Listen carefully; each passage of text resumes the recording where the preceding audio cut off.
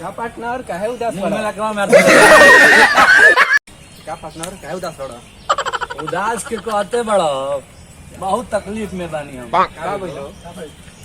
का भइल कहतर 3 महिला माल से भेंट कइला हो गए का जाने काहे रुसल बे बुझाते नीचे ओकरा गांव में एगो गाना गइले रहनी है सेट सॉन्ग वो हमारी रिलीज ना करेला सके सुन के हमारा पर फिदा हो तो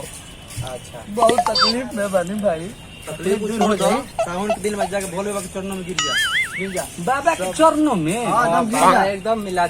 दिया उहे कारो करे हां नैया पार लगा दियो नहीं तब का हां शंकर भगवान को बना हां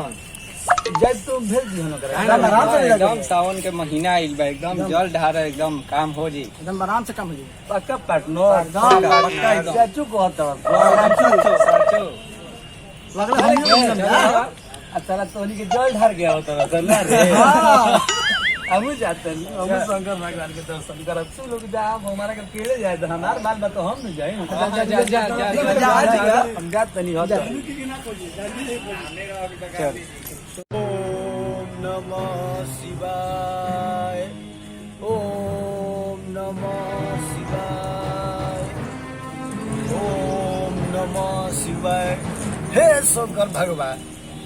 ओकरा की को भी भेंट मत करई ह ओकर कबो ओकरा से मत मिलवई ह ओकर माल का सही दूरी बनले रह राम चरणों में हम गिरल रह बेसवा के यदि तू मिलवा देब त हमार रोटी पाली आफत हो जाई ओकरा कैसे ही दूरी बनले रह राम जीवन भर हम चरणों में गिर के कबिया अरे कबिया हमार माल से भेंट मत खो आज तोरा के ठोक देब रे रुक शंकर जी के काहे देले नहीं सब पहले रख जा अरे तब पहले सुन रख जा कहां तक कि हमर माल मत खो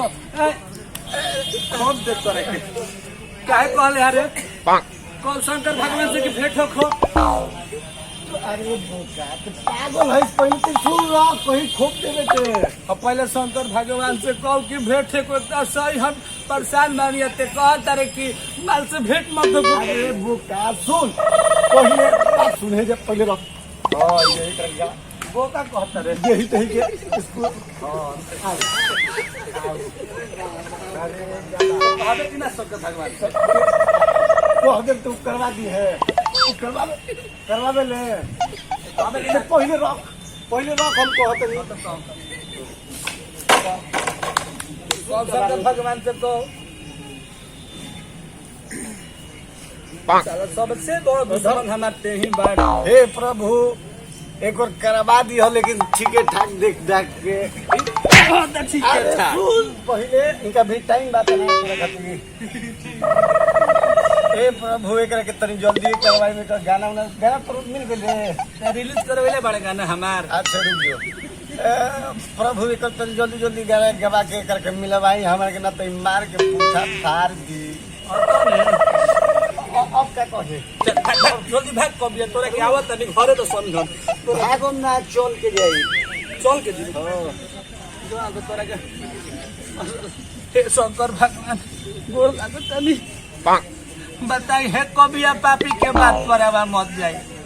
पापी बा महाराज ई चाहता कि हमार माल से भेंट ना होखो बतावो हे सावन के महीना में सभे के हुआ अपन गर्लफ्रेंड लेके पार्क घूमे आइल बा हम रोतानी तारा तनिको मोह नहीं के लागो मैं तनिको तारा मोह नहीं के लागो कृपा करियो हर हर महादेव हे प्रभु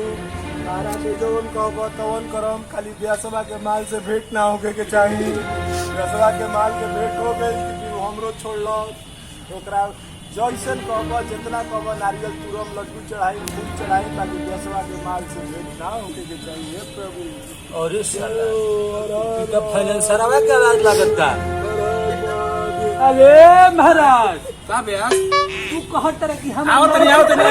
अरे इधर आओ हम साला सोचा तानी कि सभे हमारे अपन बा ई सब हमार दुश्मन बा सब खाली सब के माल से भेंट मत होके बताओ साला तोहरे के कौन जन्म के दुश्मनी सदावत रे